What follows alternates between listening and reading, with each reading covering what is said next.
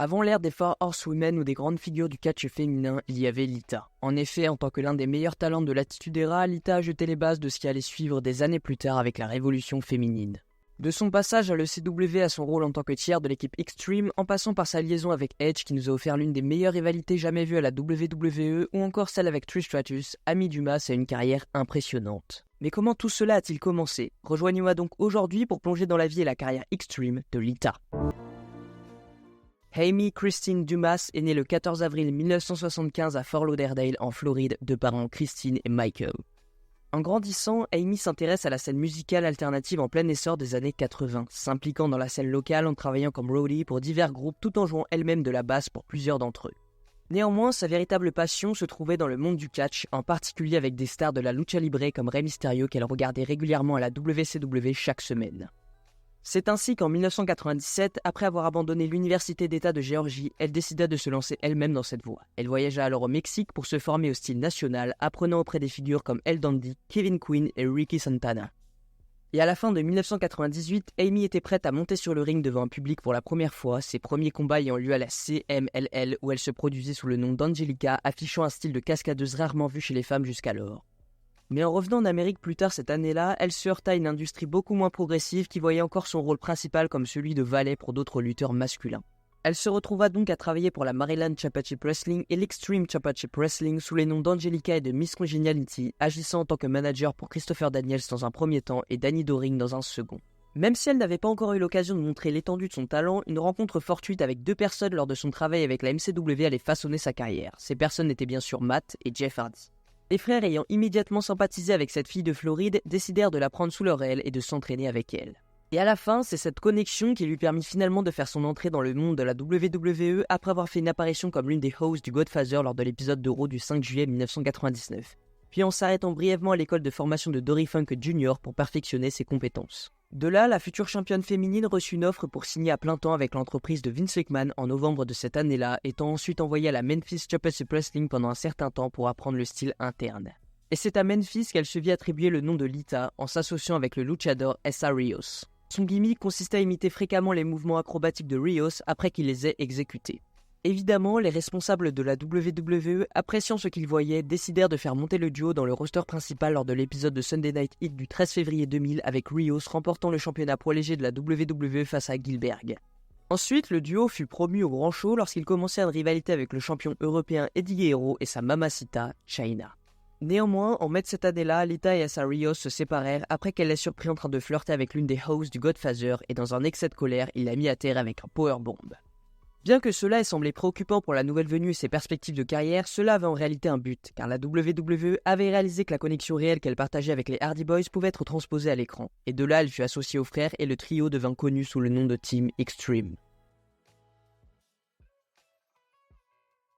En effet, au début des années 2000, il y avait peu d'équipes plus cool et plus en phase avec la jeunesse de l'époque que la Team Extreme. Avec leur look alternatif et leur style de lutte à haut risque, ils devinrent rapidement les favoris des adolescents partout où ils performaient. Avec Lita en particulier ne devenant pas seulement la préférée des garçons, mais aussi celle des filles de cet âge qui voyaient en elle quelque chose qu'elles n'avaient jamais vraiment vu chez une femme lutteuse de la WWE auparavant, une athlète et une lutteuse cool avec laquelle elles pouvaient s'identifier. Au fur et à mesure que leur popularité grandissait, la Team Extreme se retrouva dans une rivalité avec la TNA où Lita affronta pour la première fois sa rivale de carrière, Trish Stratus. À ce moment-là, Trish venait aussi de rejoindre l'entreprise après avoir travaillé comme modèle de fitness. Et bien que beaucoup l'aient d'abord considérée comme une simple pièce de charme, Trish tenait à devenir plus, travaillant continuellement pour s'améliorer dans le ring.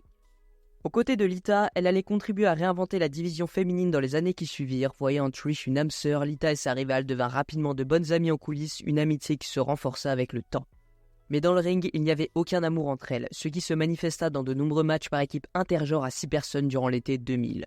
Après que ce programme ait pris fin, Lita se fixa pour objectif de devenir championne féminine de la WWE, défiant Stephanie McMahon pour le titre lors de l'épisode du 21 août 2000 de Raw, remportant la ceinture, devenant ainsi la première femme à participer à un main event dans l'histoire de l'entreprise.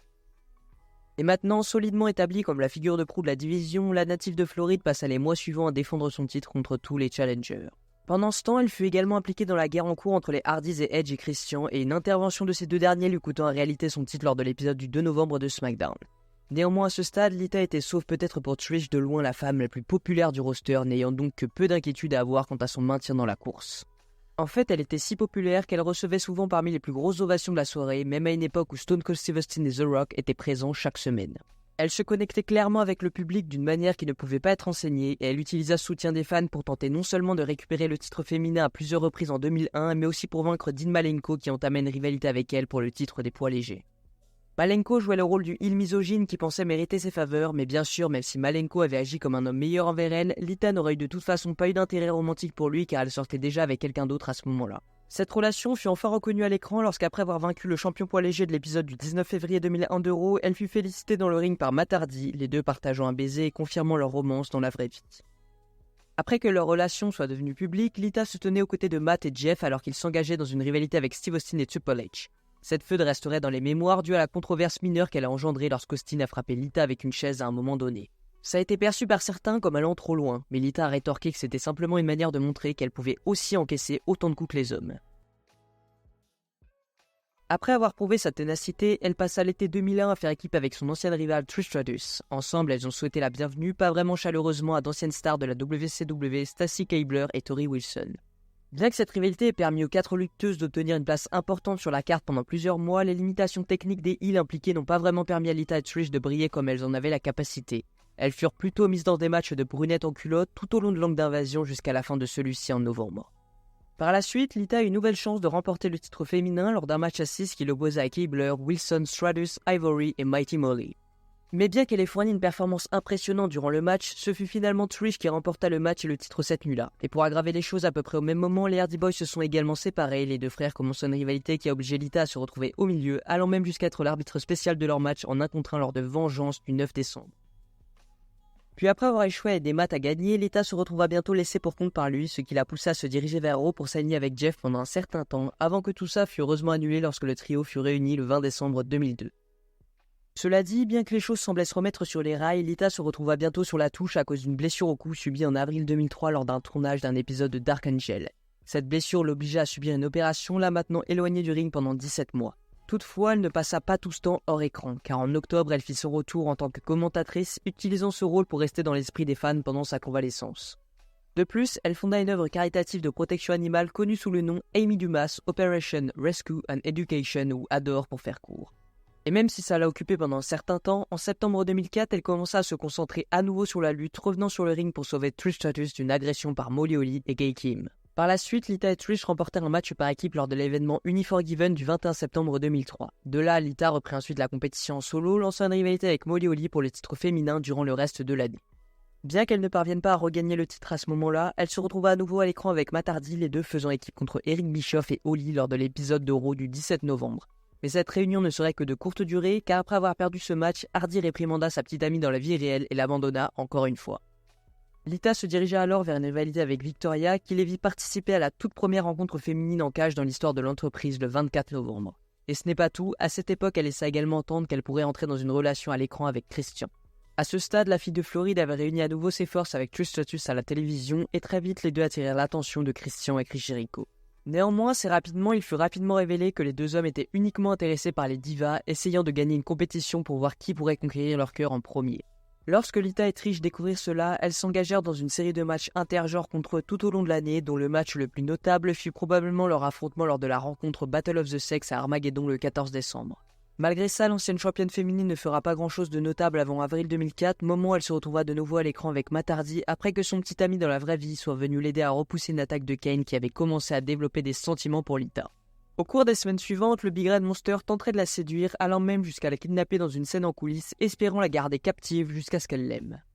Bien sûr, Matt Hardy était toujours là pour la sauver et serait alors ravi d'apprendre le 14 juin lors d'un épisode de Raw qu'elle était enceinte de lui. Néanmoins, cette célébration serait de courte durée car immédiatement après l'annonce, Kane entrerait dans le ring en affirmant qu'il était en réalité le père, insinuant qu'il avait couché avec Lita pendant sa captivité. Même pour les standards de la WWE, cette histoire frôlait le mauvais goût et les choses ne feraient qu'empirer lorsque Kane serait confirmé comme le père de l'enfant à naître de Lita juste avant de remporter un match Till Death Do Us Part contre Hardy à SummerSlam le 15 août, avec comme stipulation que si Kane gagnait, Lita serait obligée de l'épouser. Bien que ce mariage ait eu lieu lors de l'épisode de Raw du 23 août, Lita demeurait une mariée réticente, tentant constamment de faire perdre des matchs à la Big Red Machine dans les semaines qui ont suivi. Mais les choses n'avaient pas encore touché le fond. Ce serait lors de l'épisode de Raw du 23 septembre que Jan Snitsky provoquerait accidentellement une chute de Lita depuis le rebord du ring pendant un match, la WWE utilisant cet incident comme prétexte pour expliquer sa fausse couche par la suite. Étrangement, cette fausse couche rapprocha Lita de son agresseur, la poussant à agir comme une alliée de Kane par la suite. Ce scénario est mieux laissé dans le tiroir des histoires oubliées. La Canadienne se moquerait de Lita à propos de son prétendu poids de grossesse. Les deux se livreraient alors une violente bagarre lors des Survivor Series en novembre, ce qui conduisait à une blessure réelle de Stratus qui se cassa le nez. Ça serait utilisé pour chauffer les esprits en vue du match retour prévu pour le 9 janvier 2005 lors de New Year's Revolution. Mais lors de ce match, Lita se blesserait en déchirant son ACL alors qu'elle exécutait un Lotus Press, une blessure suffisamment grave pour la tenir éloignée du ring pour un certain temps, nécessitant une nouvelle opération. Alors qu'elle était absente de la télévision, Matt Hardy révélerait publiquement qu'il avait découvert qu'elle avait une liaison avec Edge, ce qui lui vaudrait une hit monumentale partout où elle se présentait, les fans se rangeant instantanément du côté de Hardy. Mais une partie de ceux qui ne le soutenaient pas était la direction de la WWE qui croyait qu'il ne devrait pas exposer ses affaires personnelles au grand jour, ce qui conduisait à son licenciement en ayant fait qu'attiser encore plus de haine envers les deux amants. Peut-être que c'est pour cela qu'à son retour de blessure en mai 2005, la WWE la tourna rapidement heel et l'aligna à l'écran avec Edge. Il était clair qu'il n'y avait plus moyen pour elle de maintenir son personnage de babyface. Et dans les semaines qui suivirent, la société reflétait la réalité en montrant Edge et Lita comme le duo heel principal de la compagnie, affichant leur liaison au grand jour. Kane serait alors contraint de jouer le rôle du stand-in de Hardy, le lover éconduit cherchant à se venger. Néanmoins, cette rivalité ne durait pas longtemps car en juillet de cette année-là, Matt Hardy serait réembauché et prendrait la place de Kane dans la storyline. Et bien qu'il semblait évident qu'il obtiendrait la victoire de Babyface, ce serait finalement Edge et Lita que la WWE préférait à l'époque. Ainsi, pour la plupart, il ferait rapidement passer Hardy pour un idiot, dissipant ainsi l'une des rivalités les plus intenses que l'entreprise avait rencontrées depuis des années.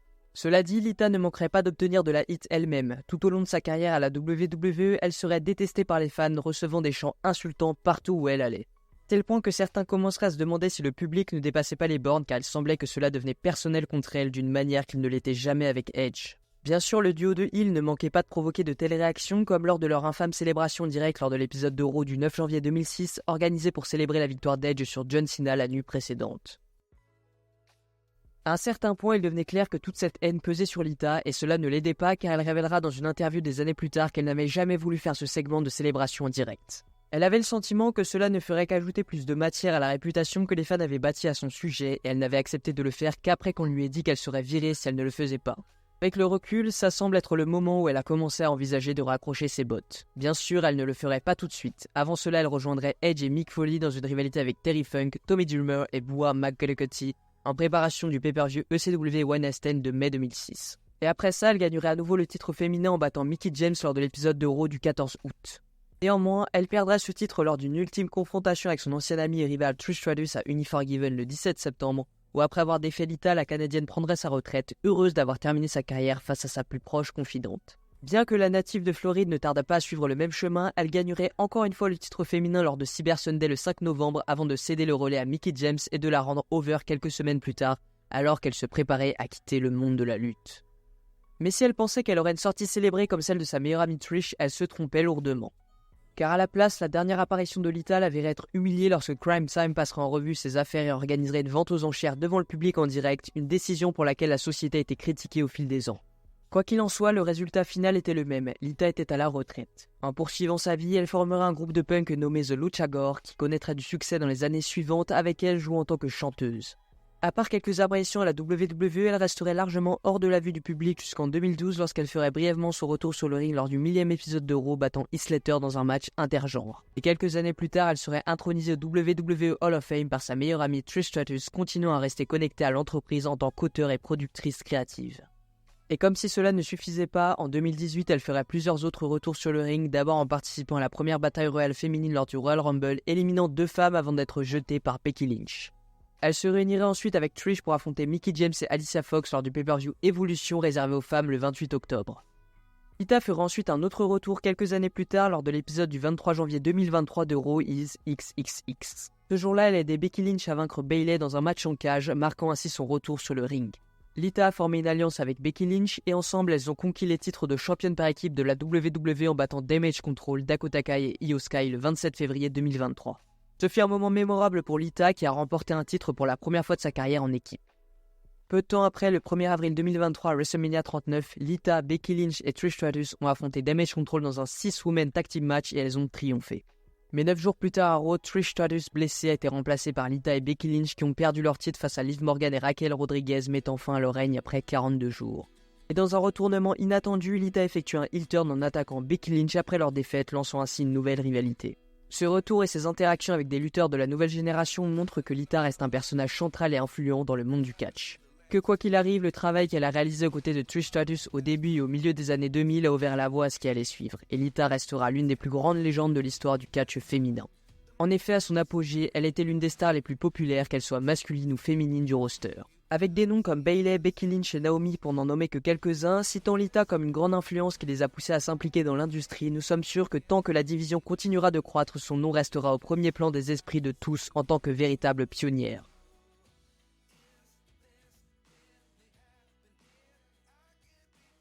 Et voilà les gars, la vidéo est terminée. N'hésitez pas à me dire si elle vous a plu, à partager la chaîne, à mettre un like et à commenter, c'est très important. Et d'ici là, je vous dis à la prochaine pour une autre histoire. C'était Vince. Merci à tous.